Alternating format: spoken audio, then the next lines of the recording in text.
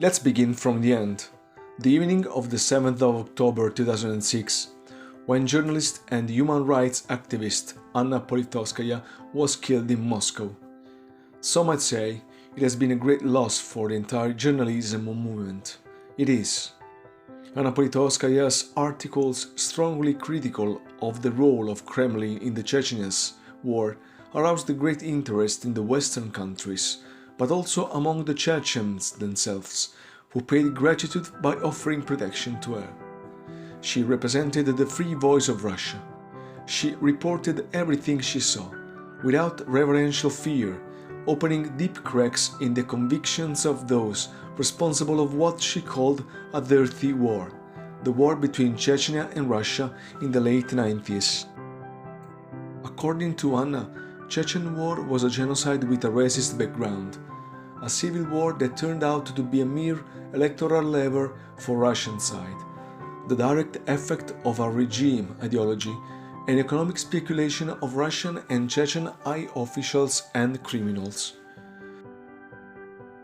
Anna was born in New York on the 30th of August 1958. Her parents worked at the United Nations as representatives of Soviet Union diplomacy. Her family's affluent environment offered her the chance to achieve a high cultural and intellectual education in a Western environment. In 1976, she enrolled in the Faculty of Journalism at the Moscow State University, and in 1980 she graduated.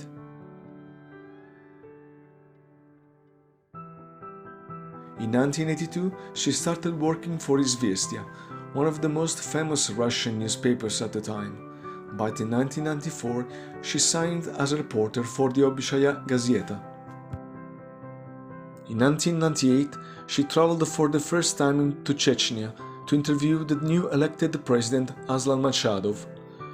In June 1999, when the Second Chechen War began, Anna started working for the independent and liberally inspired weekly Novaya Gazeta, one of the few voices that escaped the Kremlin's media control. Sensitive to the Chechen issue, she closely followed the development of the crisis of the Dubrovka theater in Moscow, assaulted by Chechen terrorists on the 23rd October 2002. Chechen terrorists asked for her as a mediator to deal with the Kremlin the total withdrawal of Russian troops from Chechnya. On 1st September 2004, a group of Chechen terrorists attacked a school in Beslan in the North Ossetia Republic. Anna Politkovskaja took part in the negotiation for the hostages' release, but the aftermaths of that attack were terrible.